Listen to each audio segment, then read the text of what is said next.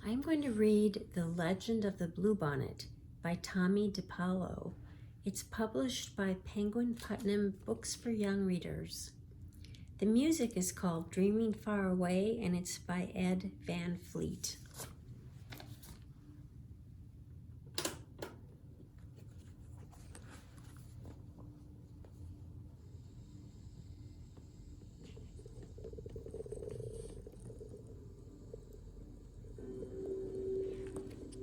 Great spirits, the land is dying.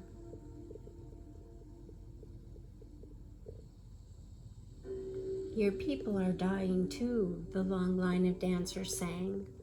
Tell us what we have done to anger you. End this drought. Save your people.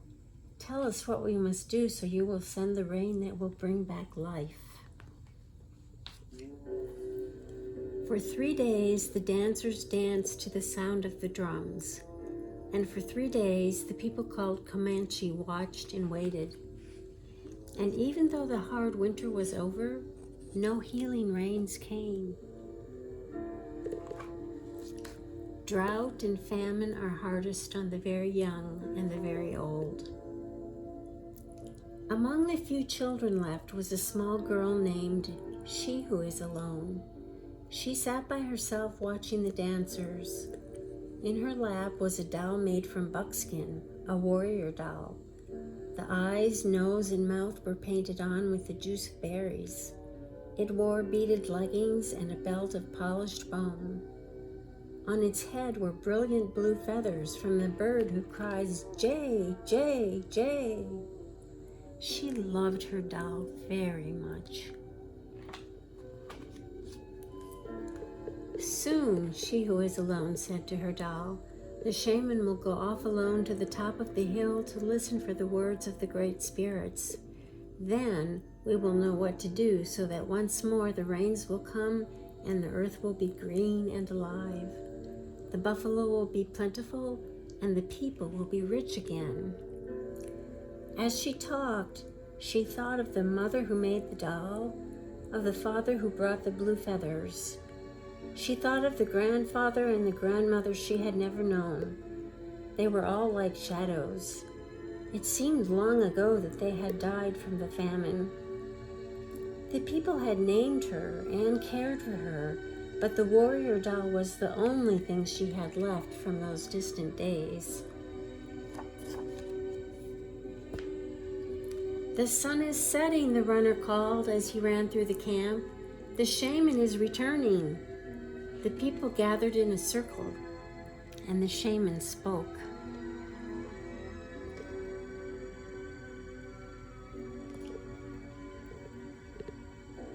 I have heard the words of the great spirits, he said. The people have become selfish.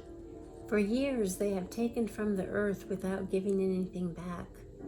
The great spirits say the people must sacrifice.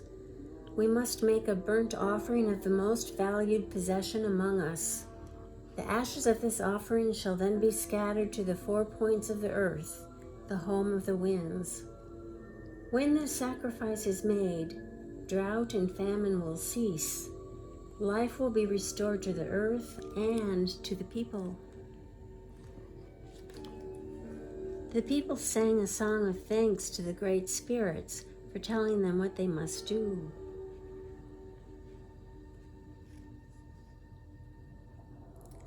I'm sure it is not my new bow that the great spirits want, a warrior said. Or my special blanket, a woman added, as everyone went to their teepees to talk and think over what the great spirits had asked.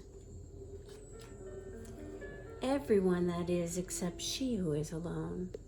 She held her doll tightly to her heart. You, she said, looking at the doll, you are my most valued possession. It is you the great spirits want. And she knew what she had to do.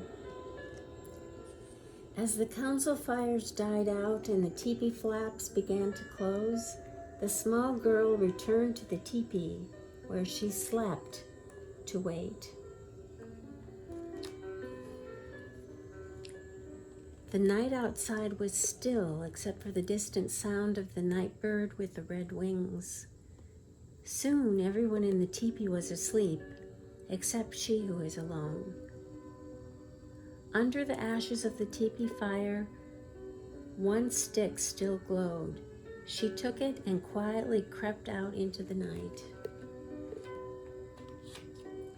She ran to the place on the hill where the great spirits had spoken to the shaman. Stars filled the sky, but there was no moon. "O great spirits," she who is alone said, "here is my warrior doll. It is the only thing I have left from my family who died in this famine. It is my most valued possession. Please accept it." Then, gathering twigs, she started a fire with a glowing fire stick.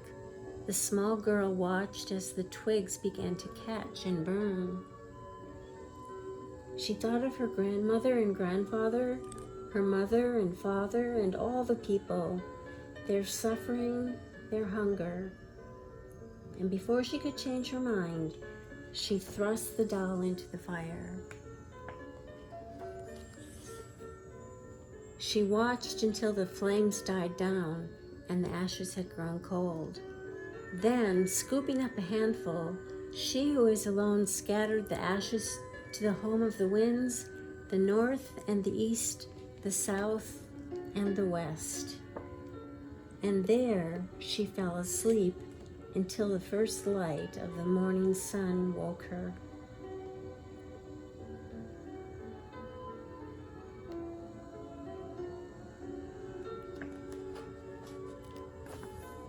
She looked out over the hill, and stretching out from all sides, where the ashes had fallen, the ground was covered with flowers, beautiful flowers, as blue as the feathers in the hair of the doll, as blue as the feathers of the bird who cries, "Jay, Jay, Jay." When the people came out of their teepees, they could scarcely believe their eyes. They gathered on the hill with she who is alone to look at the miraculous sight. There was no doubt about it. The flowers were a sign of forgiveness from the great spirits. And as the people sang and danced their thanks to the great spirits, a warm rain began to fall, and the land began to live again. From that day on, the little girl was known by another name, one who dearly loved her people. And every spring, the great spirits remember the sacrifice of a little girl and fill the hills and valleys of the land, now called Texas, with the beautiful blue flowers, even to this very day.